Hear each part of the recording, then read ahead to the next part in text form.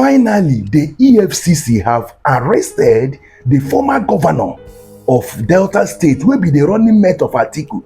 They just arrested him like a common criminal. And I begin to ask myself, EFCC arresting this man, is it because of he is not one of the ruling party?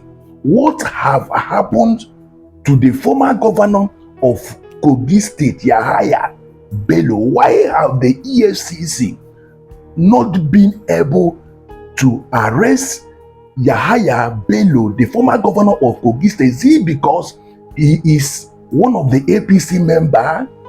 Currently, Ashia Yusuf, these our activists, have reacted to this update and have released a lot of information on this update to find out what this our activist Ashia Yusuf said. I would like you to listen to this video and also share it so that other Nigerians can still listen to waiting I dey hear for this very update. Hello everyone, there's a breaking news right now. Okowa has been arrested by EFCC. Yes, Sahara reporters have this breaking. Anti-graft agency EFCC arrests Delta ex-governor Yahaya Okowa over alleged 1.3 trillion naira diversion. Okowa was arrested on Monday for the alleged diversions of the fund said to be part of the 13% derivative fund earmarked for oil-producing states. Operatives of the Economic and Financial Crimes Commission, EFCC, have arrested former governor of Delta State.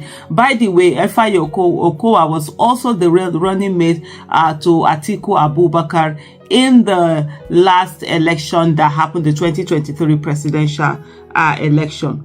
Okowa was arrested on Monday for the alleged diversion of the fund said to be part of the 13% derivation fund earmarked for oil-producing states. Officials say that former Delta governor and former vice presidential candidate of the People's Democratic Party, PDP, was taken into custody at the Port Harcourt division of the anti-graft office. The EFCC spokesman Bello also confirmed the detention to the Gazette by telephone. Okowa was alleged to have used his office as governor to loot and acquire assets up to 1.3 trillion naira. Some of the assets included massive shares in UTM, floating liquefied natural gas company, among other investments in the oil sector.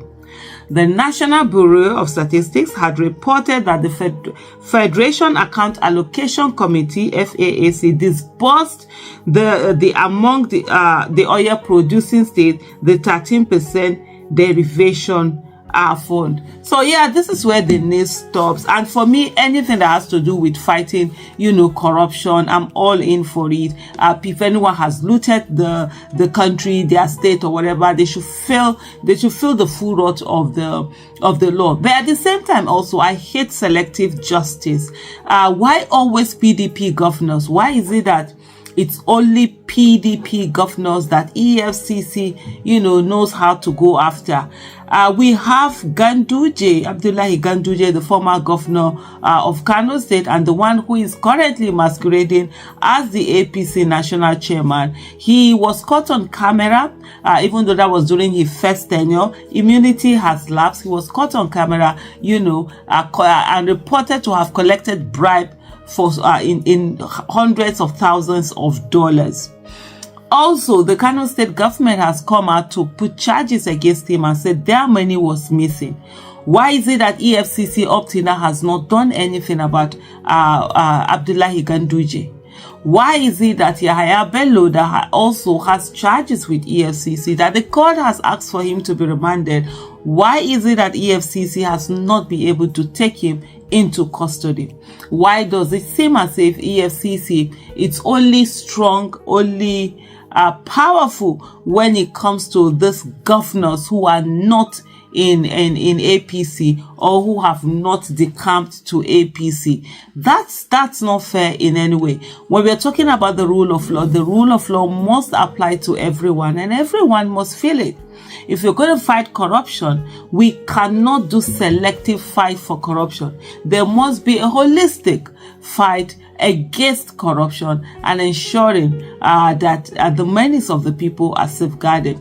I've said it before and I say it again. The South part of this country is the worst governed, with the amount of money that goes to the South, and the fact that this is a region that it's not that big, the population is not that much, the local governments are not that much. They should be on the same level with a lot of other countries out there that are doing amazingly well. If you're talking of even things like minimum wage, the minimum wage in the southern states should be at least above 200,000, to say the least. Yet this state collects so much and there's nothing to show for it. Again and again and again, the monies from these states are being looted by the people who govern them and also used recklessly in running election or in showing muscles power all over the place at the detriment of the people. But if we're a nation that say we want the right thing to be done, the process that bring in that right thing must also be right. The right thing must also be done. We cannot have selective justice. We cannot have the rule of law not applying to everybody, but only to some people. So EFCC, it is important that you show honesty in the things that you do, and it must not be the one that all you're doing is witch hunting certain people. At the end of the day, you get into court and you don't get the evidence that is needed to prosecute them.